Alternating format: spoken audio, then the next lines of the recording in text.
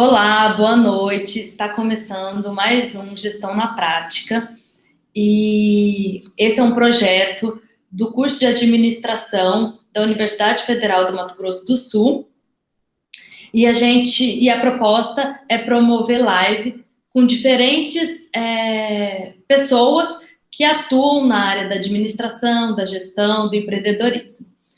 Hoje, para o nosso bate-papo vai ser sobre tecnologia, morar no exterior, e para isso eu convidei a Roberta Salomão, que vai conversar com a gente. A Roberta é formada em letras pela Unicamp, engenheira de mídias digitais para educação pelo Erasmus Mundus e atualmente mora na França, em Paris, e trabalha como consultora independente na área de digital learning e sistemas de informação para recursos humanos. Seja bem-vinda mais uma vez.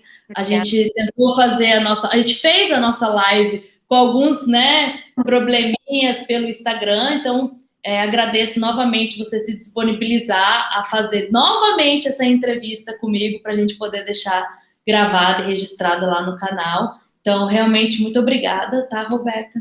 E também por ter aceitado participar aqui e trocar suas experiências com os alunos e com a comunidade em geral. Esse é um projeto de extensão, então ele está aberto para o público.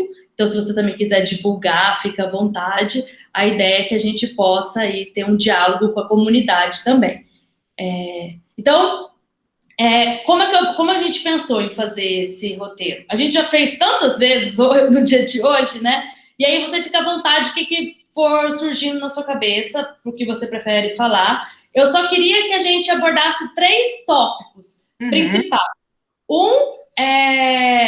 Que você dividisse um pouco como funciona o mestrado do Erasmus Mundus, que atua em vários países, né? Você tem uma possibilidade aí, se isso é possível ter bolsa, como é que funciona, enfim, para as pessoas, né, conhecerem um pouco desse processo.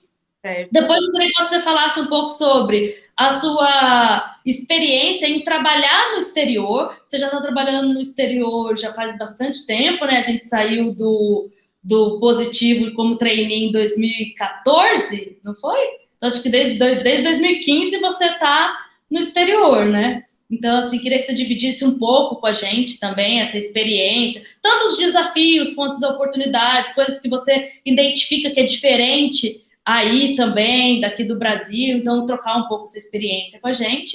E depois eu queria que você falasse, né, sobre a parte de digital, como então os desafios para transformar, né, fazer essa transformação digital dentro das empresas, quais são os softwares que geralmente você trabalha, como eles funcionam no dia a dia, na prática. Na live você comentou sobre uns livros que você indicou, também se você quiser indicar de novo.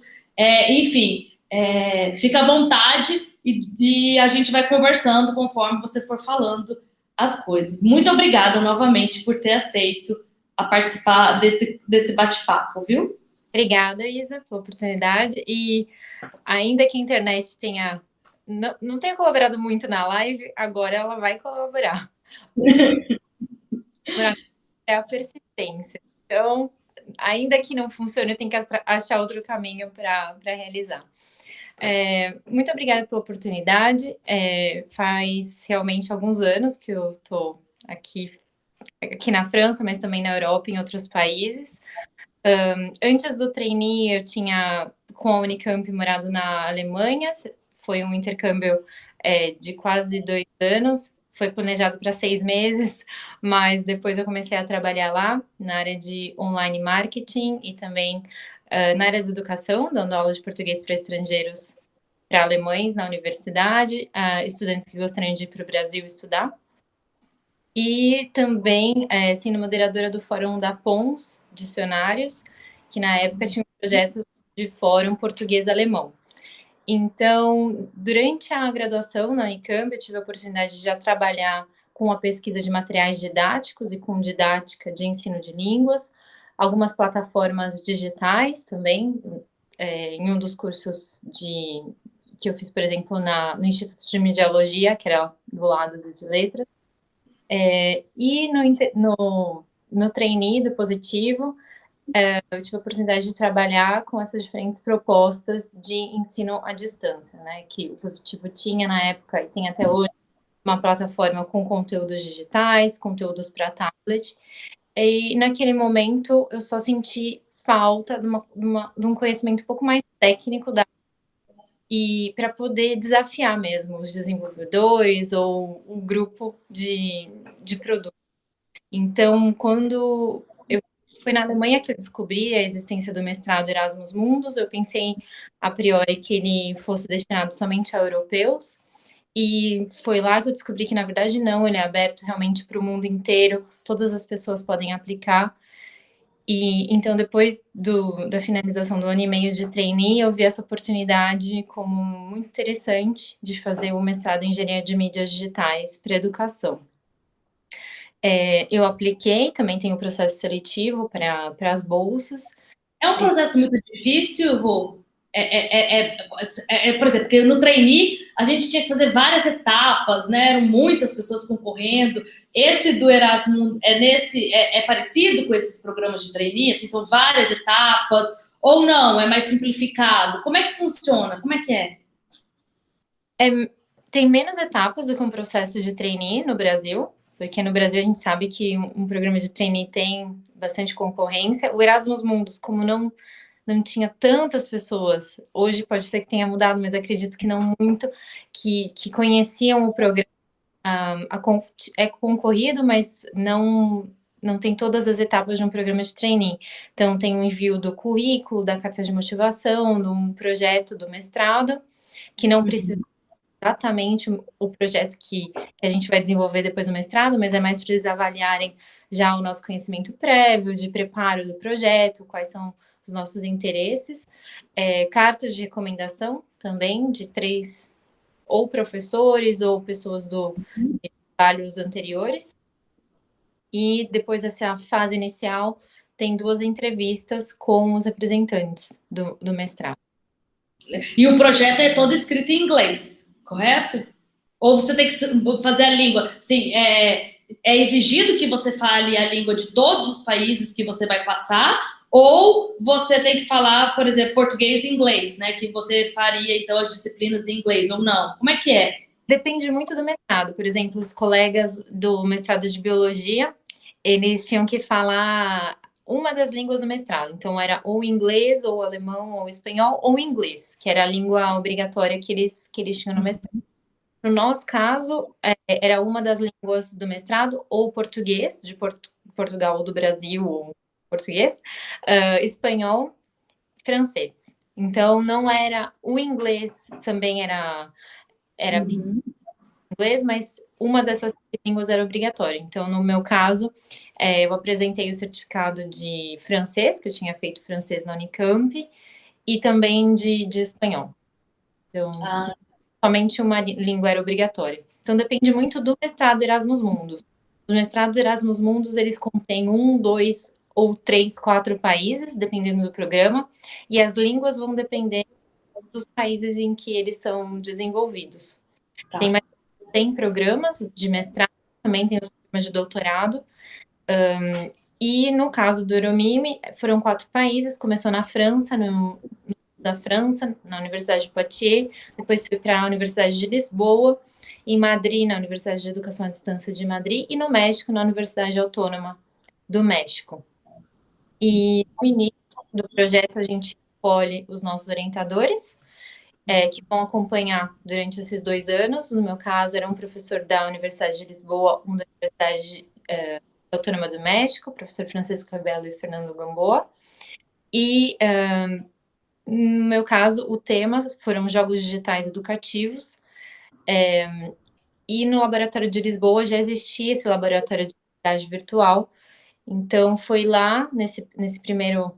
Depois da parte teórica, que foi na França, foram bastante aulas, e realmente das 9 às 6 da tarde, todos os dias da semana. Eles têm um conceito um pouco diferente de mestrado, tem muitas aulas na França, e depois em Portugal já foi mais o desenvolvimento do projeto, e também a trabalhar com essas ferramentas e metodologias de design centrado no usuário, de personas, de protótipo e também de linguagem de programação C# para desenvolver o protótipo no Unity. Então, o Unity é uma linguagem, é um software de produção de jogos digitais 3D, usados por empresas realmente que são dedicadas à produção de jogos. Então, a ideia era poder usar uma ferramenta, um software realmente da área de jogos, mas adaptá-lo ao contexto educativo. Porque normalmente o que a gente observa na área educacional é que a parte ou de design ou de desenvolvimento de software não é tão avançada. Tudo bem, tem os seus prós e contras, realmente a parte didática tem que ser a prioridade, com certeza, mas não se deve deixar a desejar também na parte de programação e na parte de design, né? Porque quando a gente pensa em jogo, ele tem que ser realmente... Não sei se voltou, parou? Eu tô percebendo, a gente já até percebe, eu acho que tô com uma dificuldade aqui na internet, né? Mas pelo menos agora, assim, eu vi que ficou fraco, o seu vídeo sumiu e voltou. E não é que caiu, né? Porque lá no Instagram caía e aí, beleza, você tinha perdido sei lá quanto tempo de entrevista. Mas eu acho que aqui, depois talvez, eu acho que se você puder falar, talvez, Rô, um pouquinho mais calmo, porque como ele corta, às vezes para não, eu não sei como é que vai ficar depois o vídeo, né? Mas para não ficar assim, às vezes com muita palavra cortada e a gente perder um pouco o conteúdo, sabe? Certo. Então, voltando sobre o mestrado, nessa parte foi mais desenvolvimento dessas metodologias de design centrado no usuário, de produção de jogo digital. E na área educativa, o nosso desafio é justamente prezar a área didática sem deixar para trás a parte de software e a parte de design. Porque se nós queremos realmente que os usuários se sintam motivados, engajados e queiram usar o jogo ou a plataforma, eles esperam um mínimo nível de produção. Obviamente, eles não vão esperar um produto tão perfeito como certos videogames, né? Que todo projeto custa caríssimo, milhões, mas o mínimo é de se esperar. Então, o desafio da área educativa é encontrar o balanço entre esse desenvolvimento de conteúdo e o desenvolvimento de software e de design, no que se refere à tecnologia. Eu até queria, não sei se nesse momento, se você tivesse algumas dicas para passar para a gente, porque como a gente está nesse momento remoto e aconteceu isso tudo de uma forma, né, muito não foi planejado, né? Não é que a gente tinha um ambiente, principalmente nas universidades públicas, né, que é o nosso caso. A gente não tinha o EAD bem desenvolvido, né? A gente não tinha um ambiente virtual já muito avançado. E, de repente, todo mundo teve que ir para casa, aqui com a internet que eu tenho em casa, se vira, dá um jeito, né? Os alunos, então, muitas vezes sem infraestrutura. Mas uma coisa que eu percebi, até fazendo esse projeto, é que cada mídia tem uma forma muito né, personalizada de como você vai interagir, que tipo de conteúdo você vai colocar, como você vai engajar. Então, assim, às vezes a gente tem que entender também que o digital é um universo muito grande, né? Tem muitas coisas para ser exploradas com estratégias completamente distintas, né? Você tem algumas dicas, assim, do que você aprendeu, até um pouco teórico, se for, não sei, dessa parte de aprendizado, que tipo de melhorias a gente poderia fazer, não só no jogo, né, que aí precisaria de programação, tem que ter todo um projeto envolvido nisso, mas de como a gente conseguiria engajar, então, os alunos a participar mais, né, dentro dessa ideia de design e tal. Você teria alguma... Não precisa ser agora, mas se você em algum momento sentir que tem umas dicas para passar para a gente... Tem dois aspectos que até a professora Roxane Rojo da Unicamp já falava há muito tempo, outros professores da área de didática e que trabalham também com digital já defendem, né? E mesmo os professores do MIT. Contexto é essencial. Então, mesmo que tem certos professores que não precisam de nada, né? Por si só, eles já falando, não precisam de nenhuma mídia diferente, digital, eles conseguem engajar os alunos pela sua história de vida, pela sua forma de ensinar, de didática realmente. E normalmente eles conseguem engajar os alunos quando o que eles falam é identificado pelo estudante como interessante para o seu contexto, para a sua realidade. Então, a primeira coisa que é válida para qualquer tipo de mídia seria o contexto, chegar o mais próximo possível do contexto do estudante, do contexto do usuário.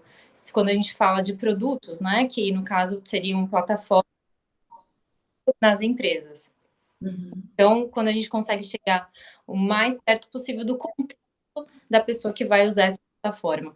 E a outra questão é a interatividade. Como que os professores poderiam tornar as suas aulas agora digitais mais interativas? Talvez utilizando questões respostas, né? Apresenta a teoria, mesmo que seja no PowerPoint, ou mesmo que seja simplesmente de ser, né, falado, né? E depois ter esse espaço de questão-resposta dos alunos e pedir a opinião deles, ou a questão de projetos também, que pedir que cada um prepare e apresente um determinado projeto de acordo com o seu ponto de vista e compartilhe com os outros estudantes. De novo, é a questão do contexto de cada um, a forma que cada um vê determinado aspecto e a interatividade de apresentar isso para os outros da classe. Então, o contexto e a interatividade são aplicados, deveriam ser aplicados e são, na maior parte das vezes, nas mídias digitais, tanto educativas como na área de RH. Maravilha. E sabe o que eu acho muito bacana? Você colocou. E assim, eu tenho uma pergunta, tá? Aqui sem.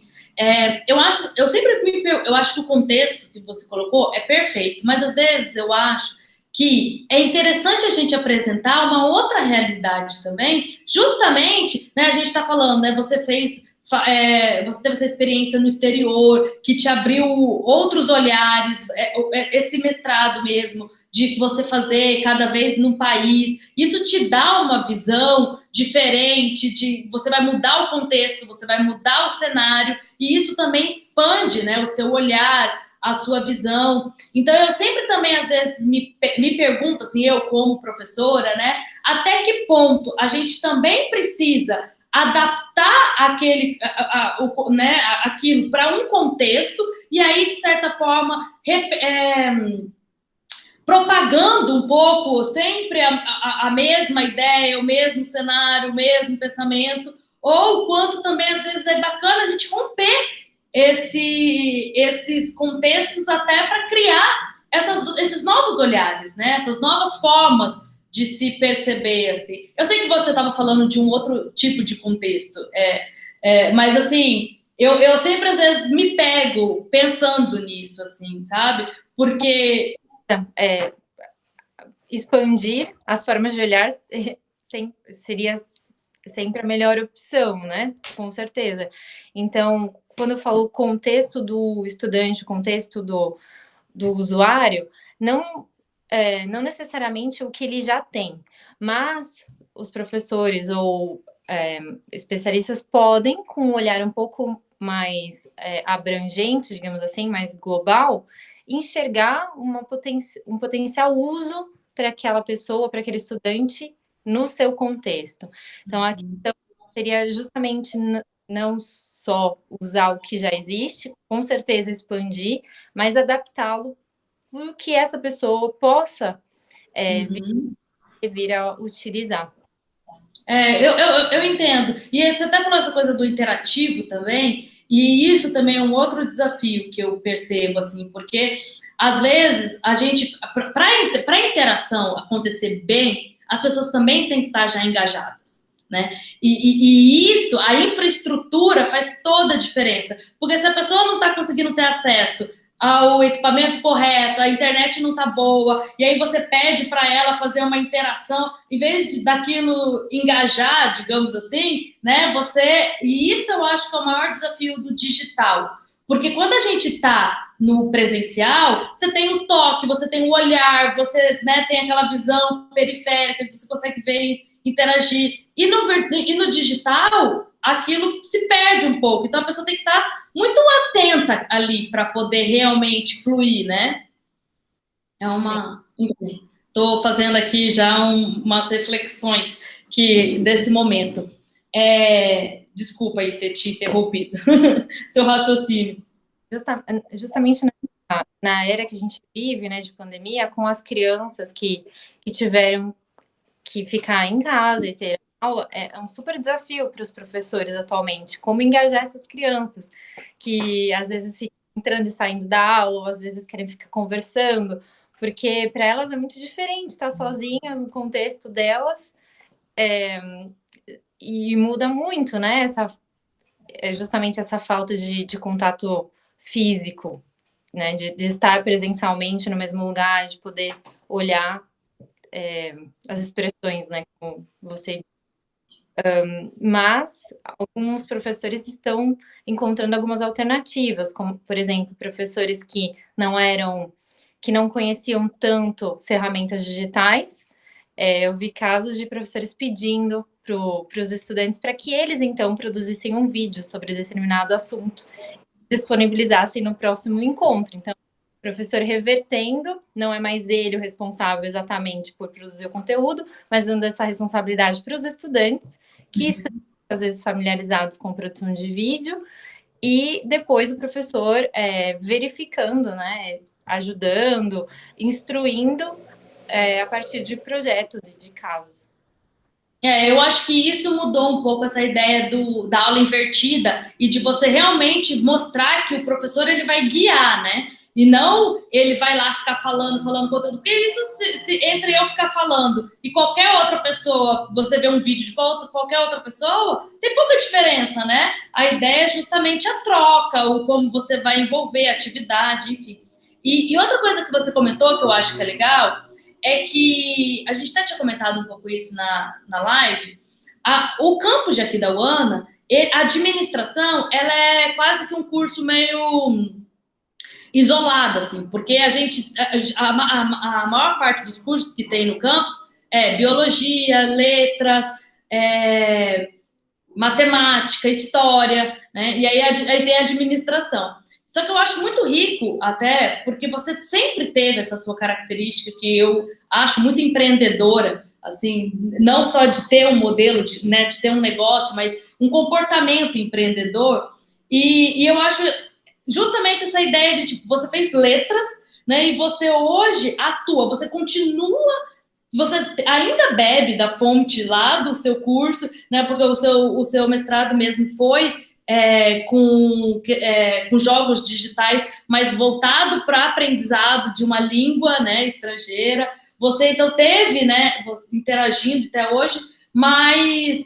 E eu acho isso muito rico também, porque os outros alunos dos outros cursos lá do nosso campus também podem aproveitar e verificar que mesmo um curso, pelo menos que eu, né, da administração, tenho a visão de uma formação mais pura, né, assim, uma formação básica, ciência básica, tendo aí uma aplicação de gestão em diversos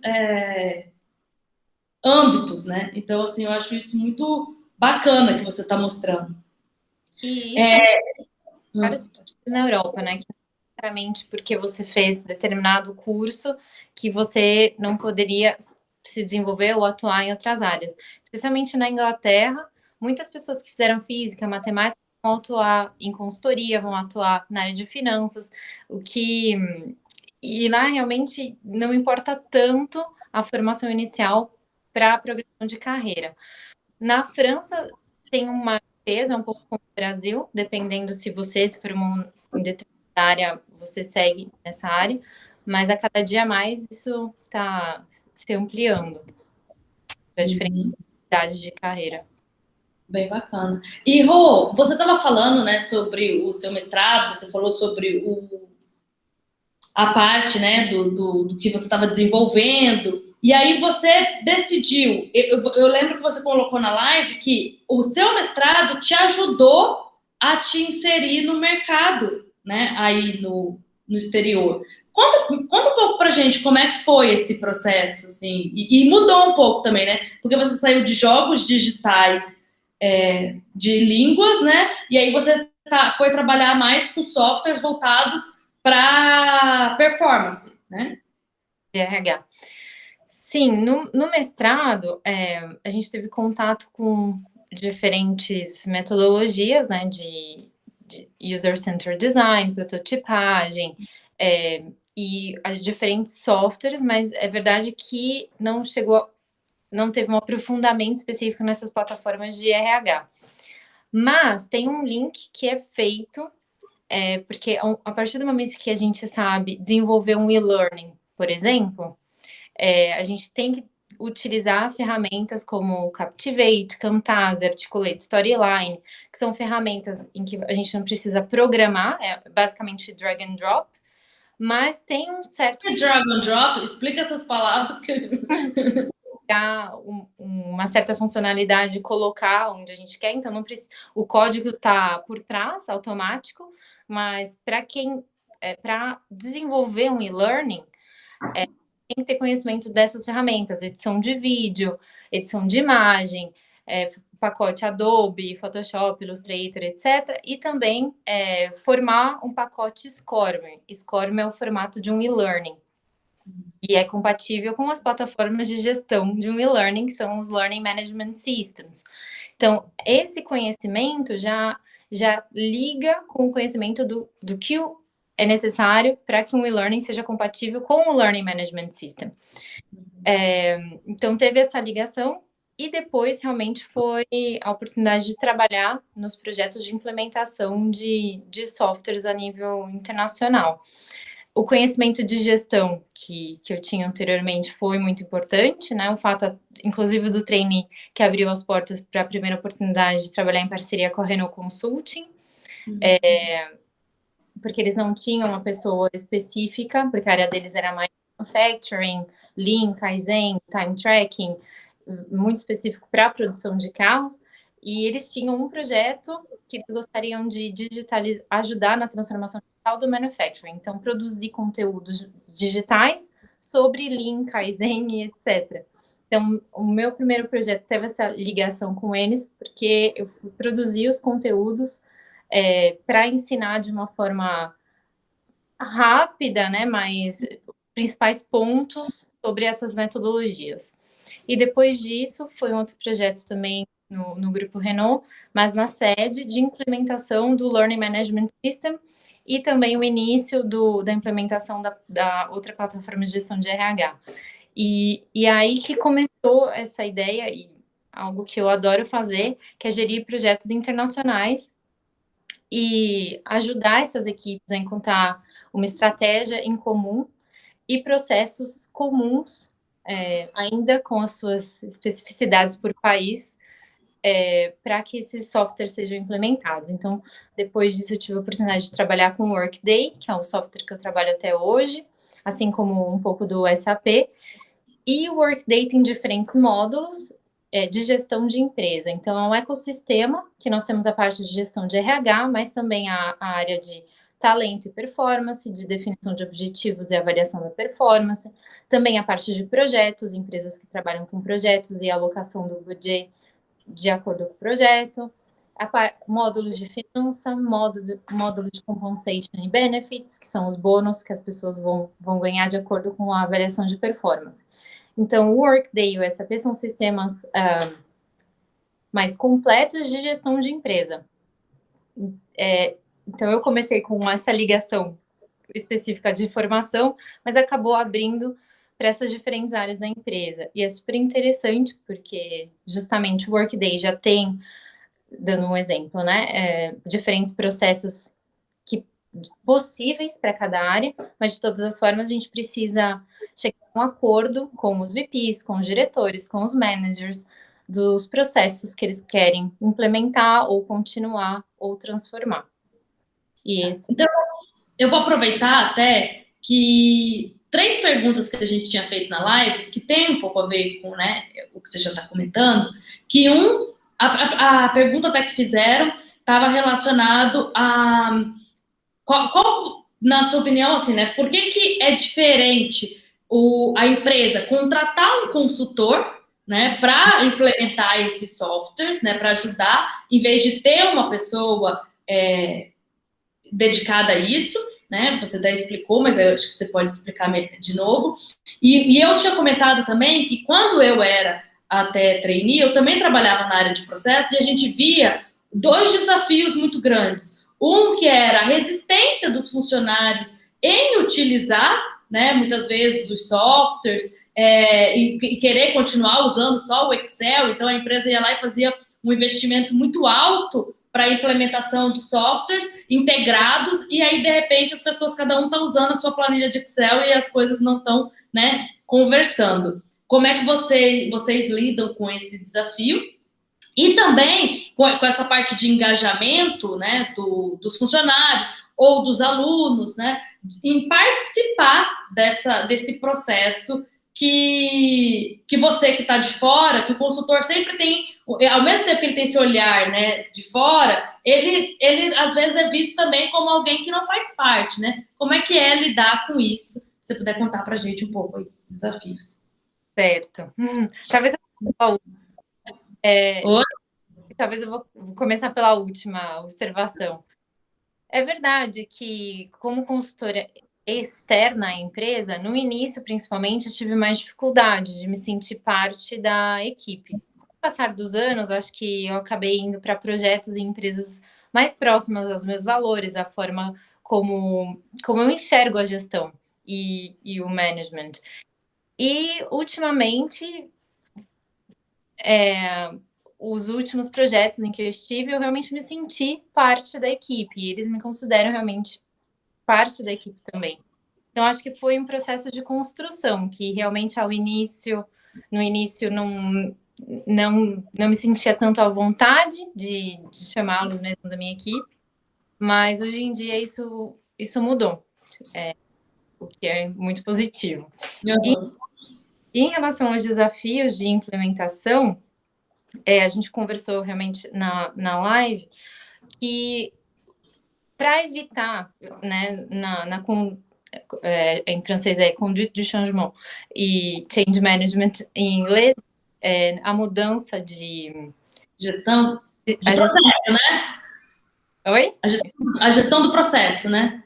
Para ter esse acompanhamento de gestão da mudança, o mais importante é, de novo, o contexto, entender, fazer uma auditoria do contexto dessas pessoas nos seus diferentes países para definir realmente quais as funcionalidades que eles precisam e não ter surpresas no futuro de que, na verdade, a gente precisava dessa funcionalidade, mas não tem na plataforma que a gente acabou comprando, ou a plataforma que a gente acabou comprando, o vendedor falou que tinha, mas a gente não definiu bem, então tem, mas não tem exatamente o que a gente precisa. Então, essa parte de auditoria e definição dos requisitos é super importante para evitar problemas futuros. E entender esse contexto do que é obrigação legal em cada país. Na França, em relação à formação, tem obrigações legais que não tem tanto em outros países, porque na França as pessoas que trabalham ganham pontos em forma de horas e em forma de dinheiro, que no final do ano elas podem comprar uma formação, um treinamento. E da mesma forma, todas as empresas são obrigadas a fornecer formação e certificações quando necessárias para os funcionários. Então, em termos de processos, é obrigatório enviar uma vez por ano, ou até mais, dependendo do caso, relatório mostrando essas formações e essas certificações. E também avaliações de performance também são obrigatórias. Então, entender esse contexto nessa fase de auditoria é super importante e convidar esses potenciais usuários desde o início para essa conversa de definição de pré-requisitos, mas também nos testes. Então, desde o início do processo, User-Centered Design, convidá-los e incentivá-los a usar, a testar, interatividade, realizar os testes quando possível, presencialmente, quando não tão possível, realizá-los online, mas pedir para as pessoas compartilharem a tela, comentarem e realizar com eles essa demonstração. e esse teste. E recolher o feedback e voltar com propostas, né, para que eles se sintam escutados, o que é muito importante. A partir do momento que eles se sentem escutados e que eles veem vantagens em usar a plataforma, eles se sentem muito mais à vontade para realmente usar. E sentem que se eles têm dificuldade, vão ter pessoas que vão poder ajudá-los a desbloquear processos, né? Por exemplo, quando eles não sabem muito bem onde ir na plataforma. Isso é bem bacana que você colocou. Eu lembro também que essa questão de envolver desde o começo é fundamental mesmo, porque senão depois você já está com o negócio pronto e não, mas era fundamental um detalhezinho, né, que vai ter um custo muito alto. E você tem alguns parceiros nessa consultoria, porque você falou, por exemplo, que você faz essa transformação digital em projetos internacionais, né? Então, eu estou imaginando que vários países estão envolvidos nesse processo. Até queria entender um pouco melhor. Você faz, ao mesmo tempo que você está atuando na França, você está atuando também em outras sedes, em outros países, fazendo essa interface ou não? E segunda coisa que eu queria perguntar você tem parceiros, por exemplo, cada lugar vai ter uma legislação, ou vai ter. Você já tem essa informação, e isso, de alguma forma, você ter morado nesses diversos países te ajudou nisso, ou você tem parceiros que te ajudam? Tem o sino da igreja participando da nossa gravação agora. Isso pode ser linkado também com o que você tinha comentado anteriormente, de por que as empresas podem se beneficiar de um consultor externo, né? Porque muitas vezes quem está na empresa, eles têm administradores do sistema e vão ser formados para isso, mas também tem a parte que aqui eles chamam métier, que é a parte da equipe mesmo, que conhece os diferentes processos, e eles não necessariamente têm essa visão da plataforma, eles não necessariamente conhecem todas as funcionalidades.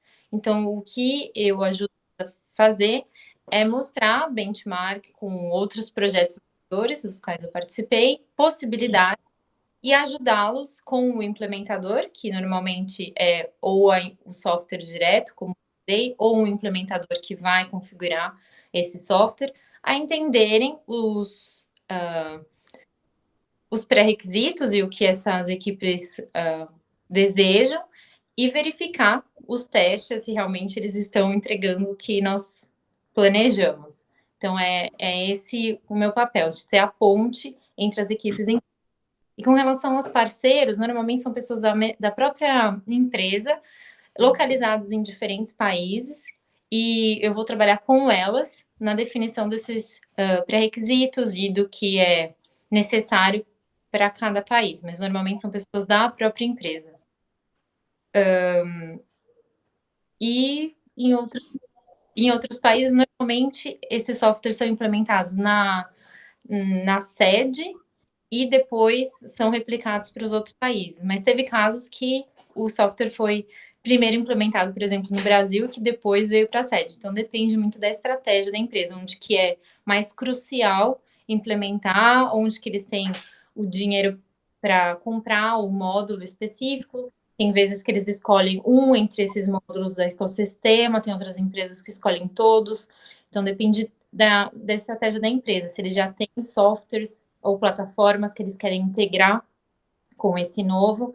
E no que se refere à formação e digital learning e learning management systems, normalmente são softwares que vão se integrar ao HRIS, que é o Human Resources Information System. Então, normalmente tem um ecossistema mais uma plataforma de formação que vai ser integrada. Maravilha. Eu até tinha, você falou sobre esse do Brasil, e eu lembrei que quando eu fiz eu abri, né, a pergunta lá no Instagram antes da nossa live, a Maíra tinha me perguntado, né, tinha feito duas perguntas. Uma era em que pé que isso estava aqui no Brasil, né, se você saberia dizer, né, dessa transformação digital das empresas brasileiras. E a segunda coisa que ela tinha perguntado, e aí você comentando também fiquei pensando, que tipo de características e habilidades você diria que são importantes para desempenhar a função que você faz hoje? Porque eu estou analisando aqui algumas, eu já até consigo ver, né, que você, pelo que você está falando, essa visão, né, do todo, mas também entendendo um pouco as partes, né? Você conhece um pouquinho dos sistemas, você conhece um pouco do processo de performance e tudo mais, mas eu queria que você, né, pontuasse que tipos de e até dicas ou sugestões de pessoas que querem seguir por esse caminho, que tipo de capacitação ou que tipo de habilidades eles deveriam, né, desenvolver, na sua opinião, para poder fazer trilhar esse caminho aí, digamos. Certo. Muitos dos projetos nos quais eu trabalhei, essas empresas tinham também sede no Brasil. Então, no que se refere a essas empresas internacionais, e pelo fato também do Brasil estar perto dos Estados Unidos, muitas empresas multinacionais já estão nesse mesmo patamar de transformação digital. Então, as empresas que têm sede na França, por exemplo, e que têm uma sede no Brasil, o Brasil está também com esse software, teve que passar por esse processo de transformação digital. Em relação a empresas brasileiras, eu não saberia exatamente dizer, mas as internacionais, eu imagino que elas estejam alinhadas, porque quando esses softwares são implementados a nível global, o Brasil também implementa. E em relação às habilidades, são habilidades de consultoria mesmo. Então, a escuta do cliente, a escuta do usuário, tem perguntas que nós temos que fazer, porque algumas vezes eles falam, mas o que é essencial ainda não foi dito, então essa percepção de quais perguntas devem ser feitas e realmente tentar ser proativo no sentido de, uma vez que a gente escuta, também voltar com propostas, voltar com a resolução do problema, para que o ciclo seja fechado, né? Para que eles se sintam escutados, mas que eles também vejam uma ação por trás do que eles se prontificaram a falar, a passar o tempo deles, né, para explicar ou pedir, né, dependendo do projeto. Então, seria essa escuta, essa empatia, essa questão de questionar muito até que as respostas apareçam e também essa ação por trás para finalizar o processo, para que o que foi levantado seja realmente verificado. E essa questão multicultural também, né? Estar abertos a diferentes modos de trabalho em diferentes países, a diferentes fusos horários, a diferentes línguas. Então, o fato de gostar muito de línguas estrangeiras me ajuda, porque muitas vezes eu posso falar com determinado time, equipe, na língua deles. E isso gera uma proximidade, um maior entendimento quando eles podem se exprimir na própria língua. Mas, de qualquer forma, sim, se as pessoas puderem aprender outras línguas, isso seria uma vantagem, mas, de qualquer forma, a empatia e a escuta pode ser desenvolvida, né, também. Todo mundo. Maravilha. E você tem dicas, Rô, de você que, né, de letras, trabalhou com, tem até inclusive algum aplicativo, algum software que você recomenda para os alunos que querem aprender outros idiomas, mas às vezes pode ter alguma dificuldade de acesso, enfim. Hoje, com esse avanço digital, que também colocou todo mundo para aprender meio na marra, também tem essa vantagem, né? A gente está explorando outros caminhos, eu falo até por mim mesma, estou aqui explorando minha versão Isadora Entrevista, né? Mas você como você tem dicas para aprender outro idioma, alguma sugestão ou até algum link, algum lugar que seria bacana de conhecer? Posso colocar, talvez, na descrição alguns links, mas de todas as formas, eu acho que, pelo menos talvez isso seja uma característica pessoal, mas de todas as formas de aprendizagem de línguas, o que mais funcionou foi realmente estar no país em questão, falar com pessoas nativas ou escutar, né? Então, o que é gratuito e que nós temos acesso, vídeos no YouTube, música na língua que nós gostaríamos de aprender. Então, tentar se aproximar ao máximo dessa realidade do país em questão. Então, sim, realizar cursos mesmo no Brasil, com professores mesmo brasileiros, mas depois tentar procurar essas mídias nativas, digamos assim, de programas de televisão, de rádio, que realmente, ou filmes que existem no país. E, se possível, tentar falar com nativos ou estar no país em questão. O que hoje no digital facilita bastante, né? O que a gente estava falando. Você até tinha comentado na live de um aplicativo da Alemanha que era para fazer essa troca, né? Eu acho que você trabalhou com isso. Então, até depois a gente bota os links, a gente faz algumas dicas, porque eu acho que hoje com o digital facilitou, né, esse acesso, essa troca, né? Sim, porque antigamente tinha aqueles amigos por carta, eu até fiz isso há muito tempo atrás, e a gente trocava cartas com as pessoas do outro país, mas na Alemanha, desde o início que começou essa digitalização, eles passaram as cartas para ou e-mail ou conversação. Acho que cortou muito aqui, passou da carta ou o quê? Voltou? Voltou. Ou da carta para ou e-mail, então essa troca de e-mails entre nativos, ou realmente o chat ou o WhatsApp hoje em dia.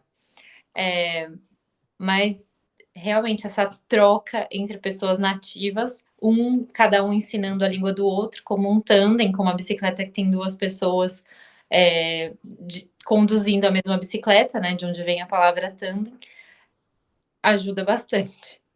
Bacana. Muito bacana. E, Rô, a gente falou já tanta coisa que é até difícil saber se a gente já falou na live, se a gente já falou aqui, né? Ou se, enfim, eu tô até já um pouco perdida.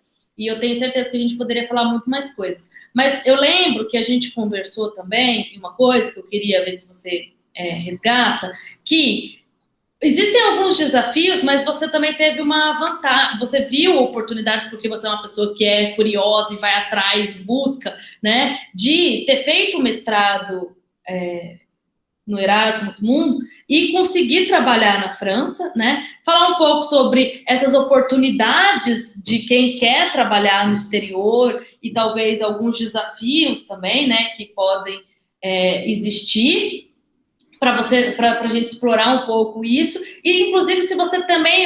Isso eu não tinha te perguntado, mas se você vê se você sofre algum preconceito por você ser de um outro país ou não, como é também estar numa cultura, né, diferente. E, enfim, você comentou comigo que você quer abrir a sua empresa de consultoria, então você pensa em fazer isso aí, você pensa em voltar para o Brasil. Conta um pouco pra gente, assim, dos seus planos e desses desafios de estar trabalhando fora. Certo. Com relação a preconceito, ultimamente acho que não. No início, talvez sim, quando não falava tão bem francês e no trabalho eles prezam muito por uma escrita correta de e-mails, etc. Na Alemanha eu não senti muito, na verdade, talvez porque também eu tinha feito um estágio, né? Talvez o nível de responsabilidade seja menor, porque eu também estava na equipe Espanha e Portugal, então tinha reuniões em alemão, mas o trabalho do dia a dia era feito em espanhol, a maioria, e uma língua que eu já dominava. Então, hoje em dia eu não vejo nenhuma forma de discriminação pelo fato de eu ser estrangeiro brasileira. Inclusive, para eles é um diferencial o fato de falar várias línguas, de ter essa vivência internacional, porque as empresas que desenvolvem e implementam esses projetos são empresas internacionais. Então, eles têm que estar um pouco mais abertos a essa diversidade. No início foi um pouco mais difícil, realmente, por esse problema de comunicação. Às vezes o que eu gostaria de dizer não era tão facilmente dito ou escrito, né? Então, acho que hoje em dia não, mas de qualquer forma, morar no exterior requer certa persistência, certa resiliência para passar por todos os níveis de burocracia de uma pessoa que é estrangeira, né?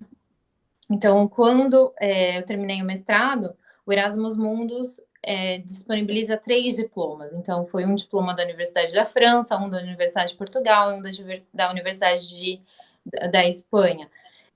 E o diploma da França, todo mundo que faz mestrado na França tem o direito de trabalhar 1 ano na França. Tem um visto específico para isso, que é o APS, que ninguém me contou, assim, logo que eu cheguei, eu descobri por acaso, porque uma das colegas de outro mestrado disse, né? Senão eu não saberia também, não são informações muito abertas. Mas descobri que existia essa possibilidade e apliquei para esse visto, então, que eu tinha direito. E a partir do momento que você tem trabalho é muito mais fácil. A partir do momento que você tem o mestrado, que você tem o visto de trabalho, é muito mais fácil conseguir um trabalho. Então, eu tive essa oportunidade de estar nessa empresa em parceria, né, com a Renault Consulting na época. Depois foi uma recomendação interna, então a empresa aceitou pagar o meu visto. E depois, como o processo da cidadania italiana da minha família já tinha ido há quase 10 anos, eu pude finalmente ter também a cidadania italiana, o que facilita evitar essa burocracia. Mas todo o papel, a papelada de aplicação de visto, de refazer o visto várias vezes, de enfrentar as filas para entregá-los, receber, entrevista e tal, tem que passar. Então, tem que ter certa paciência e persistência quando falta um documento ou quando o documento não é aceito. Uhum. E a gente também tinha comentado outra coisa que eu lembrei, que é sobre a própria possibilidade de ter essa experiência no exterior através da educação, né? Que foi o meu caso, pelo menos, e também me parece que foi o seu caso. Então, eu até tinha perguntado se você tinha ganhado bolsa lá na live, mas aqui, né, para a gente deixar registrado, porque eu tive 2 experiências no exterior e as 2 foram só de 4 meses. Esse seu mestrado, que é de 6 meses, eu imagino que você deva ter sofrido a mesma coisa, assim, para conseguir alugar lugar por período curto, é difícil. Se no Brasil você precisa ter um fiador com não sei o que, imagina, né, você fora. Eu achei até isso mais fácil, mas às vezes fica muito mais caro, porque eles não têm garantia, né, e tudo mais. Como é que foi para você, tanto a possibilidade de ir com bolsa ou não, né, como é que foi isso? Essa bolsa, como é que funciona para você ter bolsa? E como é que você venceu esses desafios de a cada 6 meses não simplesmente mudar, igual a gente no trainee mudava de uma empresa, né? Mudar de um país, mudar de universidade e conhecer outras pessoas, enfim, contar um pouco sobre essa experiência para gente. Certo. O primeiro intercâmbio, né, que foi para a Alemanha, foi a realização de um sonho. Eu sempre quis muito ir para a Alemanha. Eu tinha uma amiga por carta que era alemã quando era adolescente. E eu tive a oportunidade de aprender alemão só na faculdade. Então, durante 5 anos eu estudei alemão na Unicamp. E eu tentei de todas as formas ter uma bolsa para ir para a Alemanha. Só que, infelizmente, para a área de letras não tinha uma bolsa específica para ir para a Alemanha. Tinha para outros países, mas não para lá.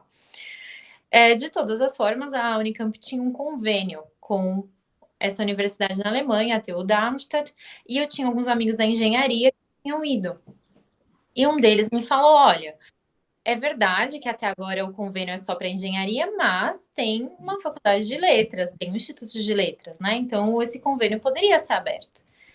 E aí foi o trabalho de negociar com eles se eles poderiam verificar se realmente esse convênio poderia ser aberto, e foi o caso que realmente o convênio poderia ser aplicado a outros institutos. E no ano que eu fui, então, abriu para letras, química, física, outros institutos que até então estavam fora do convênio. Naquela época não tinha bolsa, tinha uma ajuda de custo de 600 euros que pagaria 2 semestres da universidade, que a universidade, ainda que seja pública, tem uma parte paga de 300 euros por semestre, mas não teve nenhuma ajuda financeira mais do que isso. Como eu tinha trabalhado durante toda a universidade, dando aula de português, eu acabei financiando essa ida. E eu tinha planejado ficar 6 meses, mas depois de 6 meses, até por um imprevisto que não tinha nada a ver com o planejado, né? Que eu acabei sendo furtada, e aí acabei perdendo um mês de aluguel, etc. Que comecei a procurar diferentes estágios, então, por esse motivo, e acabei conseguindo um estágio na área de marketing, e acabei ficando mais um ano e alguns meses. Então, tem males. Já pode escrever um livro, Roberta. Como ser assaltada mudou minha vida. Assaltada, né? Você não vê como as coisas somem, né? É menos pior, mas sim. Tive essa oportunidade de trabalhar lá. A segunda oportunidade foi no mestrado, Erasmus Mundus, depois do trainee do Positivo. E para o Erasmus Mundus, eu pude aplicar para uma bolsa. Como eu já tinha morado mais do que 12 meses na Europa, eu não pude aplicar para a bolsa integral, mas eu pude aplicar para a bolsa parcial. E de todas as formas, até hoje existem mais de 100 programas de mestrado Erasmus Mundus, não são muitas pessoas que conhecem. São programas muito interessantes em diversos países e que vale muito a pena se inscrever. E da mesma forma também tem doutorados Erasmus Mundus, que também são abertos para brasileiros. Muito legal. E aí, o que você tinha comentado é que a bolsa integral, né, se você nunca morou no exterior, ela tem ajuda de custo para mudança, são 1.000 euros, né? Então, assim, hoje em dia, então, tá melhor ir fazer mestrado na Europa do que trabalhar aqui no Brasil. Para as pessoas que não tinham morado antes, pelas brasileiras, poderiam pedir a bolsa integral, e aí sim, eram 1.000 euros na época por mês, mais as ajudas de custo toda vez que mudava de país. No meu caso, eu não tinha essas ajudas de custo, então o que me ajudou bastante nessa mudança a cada 6 meses foram os amigos que eu tinha feito no intercâmbio na Alemanha. E aí uma amiga acabou me hospedando 2 semanas até eu achar uma residência na Espanha, em Madrid, a outra em Portugal, e isso que ajudou, essa rede de contatos, digamos assim, porque senão é um desafio. Alguns dos mestrados já prevêem a residência de estudantes, mas no meu caso, somente a residência era prevista na França e não nos outros países. Então, quando eu cheguei, ela já estava organizada, mas não nos outros países. E Rô, uma dúvida também. Quando você mudava de país, você falou que na França tinha bastante aula teórica, mas assim, quando você, por exemplo, foi lá para Espanha, na etapa, você fez disciplinas ou não? Ou toda vez que você mudava, você ia ter uma carga de disciplinas também, né? E você tinha comentado também que o mestrado na Europa é um pouco diferente da ideia de mestrado que a gente tem no Brasil, né? Que funciona um pouco diferente. Então, acho que você podia trazer isso só para a gente também registrar. Certo. Muitos mestrados na Europa são, na verdade, continuações de graduações. Porque antigamente a graduação na Europa tinha 5 anos, como é o caso de muitas graduações hoje no Brasil, de 4 a 5. Alguns anos atrás isso mudou, então hoje em dia as graduações têm de 3 a 4 anos. Então essa segunda parte de 2 anos, que aqui é chamada mestrado, muitas vezes é equivalente ainda à graduação no Brasil. Outros mestrados específicos, como é o caso do Erasmus Mundus, aí sim eles têm esse peso de mestrado como a gente entende no Brasil. Mas outros mestrados são ainda parte de graduação, se fosse comparar, né? Por isso que eles têm muita aula, como se fosse realmente a continuidade da graduação. Porque eles compactaram 3 anos de graduação e aí tem essa continuidade de 2 anos para o mestrado. Mas no caso do Erasmus Mundus é um pouco diferente, tem essa conotação de mestrado um pouco mais similar com o que a gente conhece no Brasil. Bacana, muito legal. Eu não lembro se tem mais algum tópico que a gente abordou e que a gente não abordou agora. Se tem alguma outra coisa que você também gostaria de falar, que durante todo esse, né, percurso você foi lembrando. Eu achei muito rica a nossa conversa, me fez lembrar muito do meu trabalho lá do Positivo e também me fez lembrar muito dessas experiências no exterior. Então, é muito rico quando a gente conversa. E você, por exemplo, comentou que, e isso é uma coisa que eu gosto muito dessa característica em você, e eu admiro isso em várias pessoas, que é fazer acontecer. E eu acho que isso é um pouco, é difícil a gente falar, né? Só você ter força de vontade que dá certo. A gente tem que tomar muito cuidado, até eu tenho um pouco de cuidado com essas frases motivacionais, assim, porque às vezes elas escondem muitas desigualdades e preconceitos que não é simplesmente assim. Mas uma coisa que aconteceu, todas as vezes que aconteceram coisas grandiosas na minha vida, pelo menos, foram assim, indo muito atrás e dando. Eu mesmo, quando fui para Inglaterra a primeira vez no mestrado, não existia a FAPESP, eu era bolsista da FAPESP, eles não pagavam o sanduíche no mestrado, era só no doutorado, mas eu tinha esse sonho de morar no exterior, porque eu tinha vários amigos que tinham ido no ensino médio, né? Minha família não tinha dinheiro para me mandar no ensino médio, então assim, eu morria de vontade.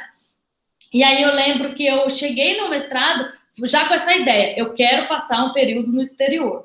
E aí fiz todo o meu projeto voltado para aquilo e tal. E aí eu lembro que a FAPESP, minha professora, eu acho que eu fiquei tão empolgada que ela falou: bom, se você conseguir achar algum professor que te receba, a gente faz um projeto e submete para você ir. E aí eu lembro que eu estava num bar, conversando com uma menina, lá em Ribeirão Preto, isso, né? E conversando e contando para ela que eu queria muito ir, que eu estava procurando professores, que eu tinha mandado e-mail já para uns 300, não tinha recebido retorno de nenhum ainda.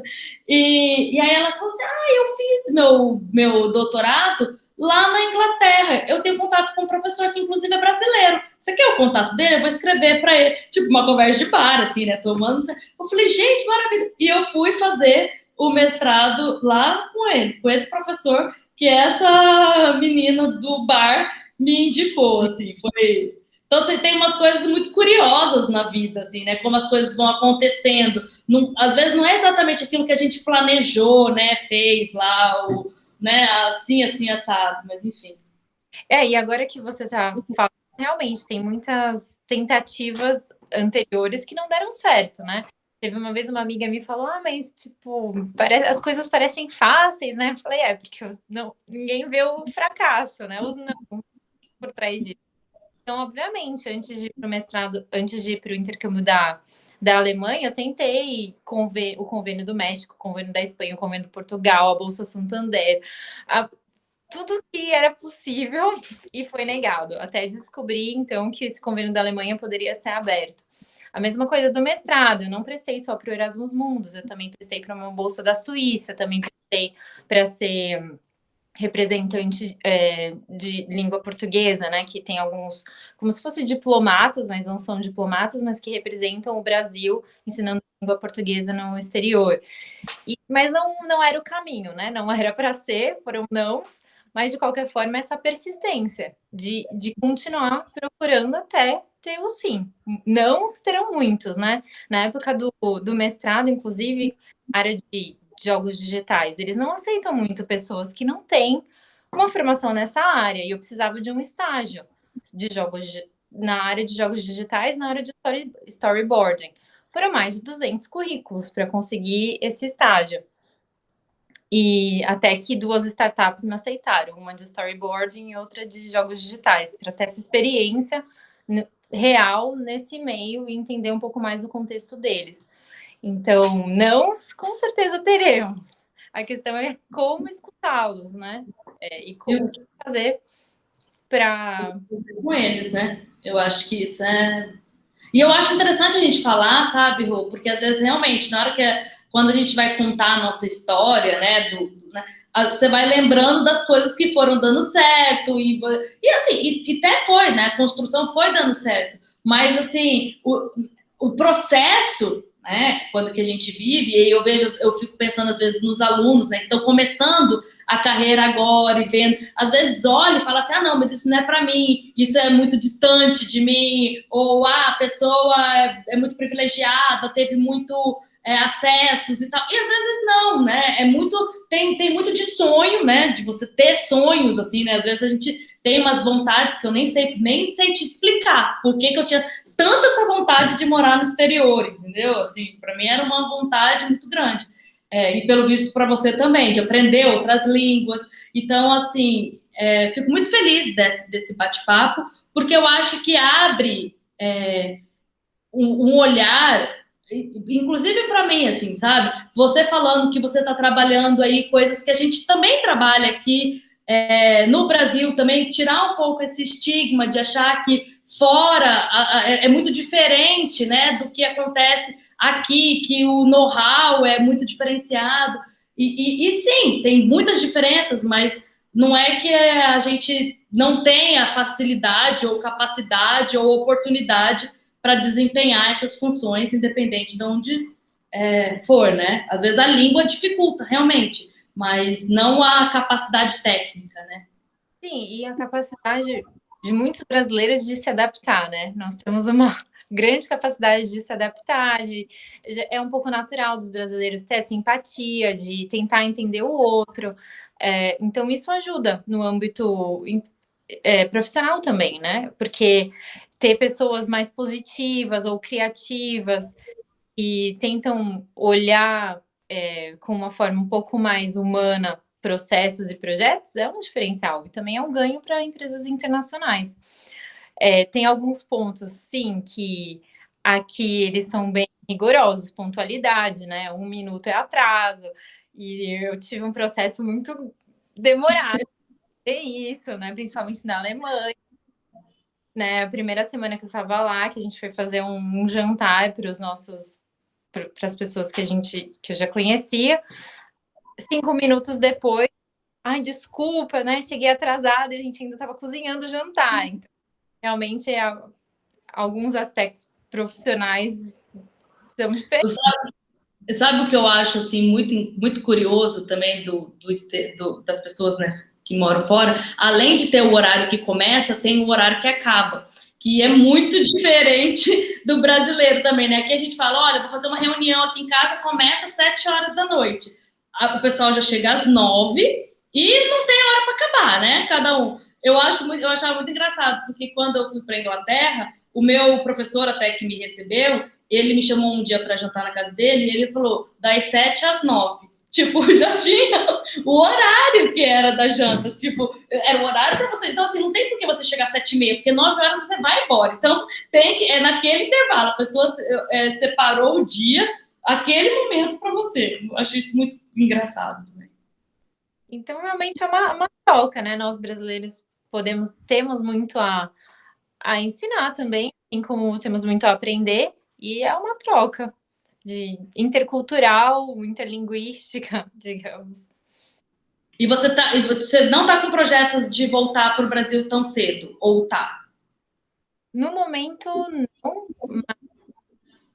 mais porque aqui ainda tem muitas oportunidades de projetos, né? Então, no momento não, mas de qualquer forma eu sempre serei muito feliz de ser brasileira e tenho muito orgulho de falar e não tenho não gosto quando as pessoas falam mal do Brasil fora, não tenho nenhum problema de dizer e ser muito orgulhosa da minha nacionalidade, então...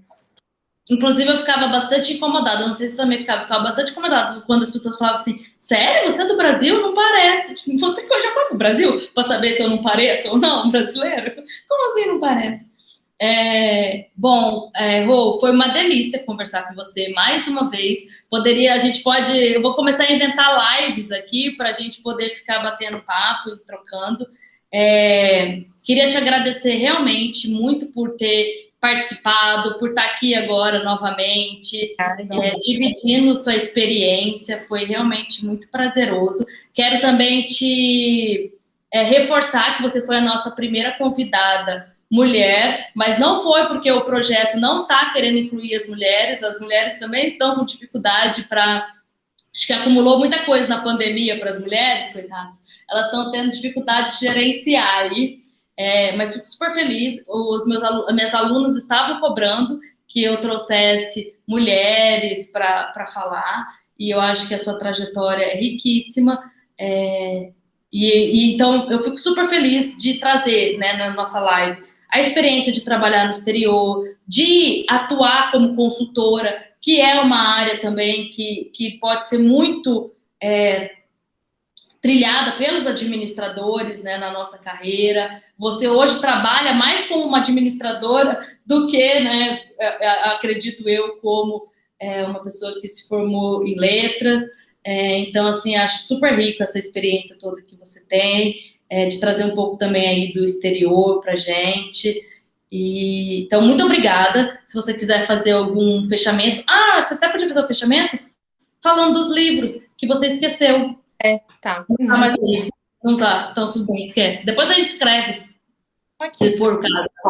Esse é do Bill Howlett, Disciplined Entrepreneurship, é um professor do MIT que trabalha com empreendedorismo e é um livro muito legal. Ele esteve aqui há 2 anos atrás em Paris, então tive a oportunidade de vê-lo pessoalmente na época e acho que esse é um dos principais.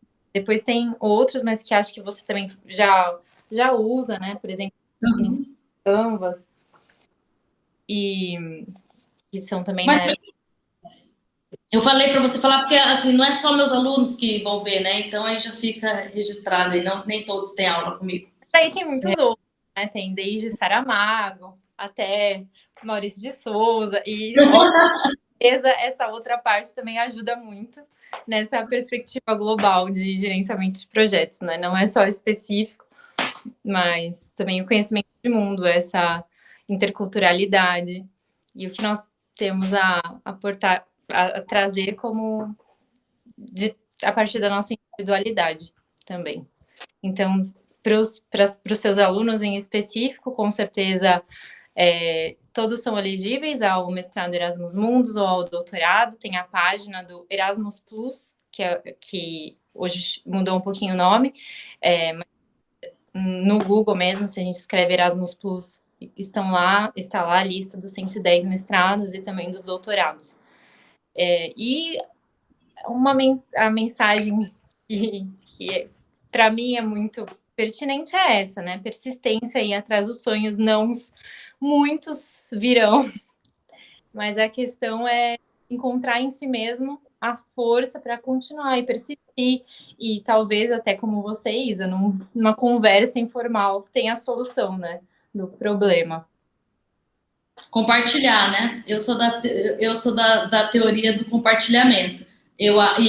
Como o Luiz comentou, conhecimento é uma das poucas coisas que quanto mais você compartilha, mais você tem, né? Então, eu fico muito feliz, agradecida também. Quero te agradecer do fundo do coração por ter participado. Muita saudade, desejo muito sucesso aí para você também, no que você está trilhando aí para sua vida. E conte com a gente também, se precisar de qualquer coisa. Espero. Oi? Em breve. Espero. Também espero. E que a gente consiga, né, lidar com essa pandemia o mais rápido possível. Sim, obrigada a todos. Beijo. Beijo, obrigada, Rô. Obrigada, tchau, tchau.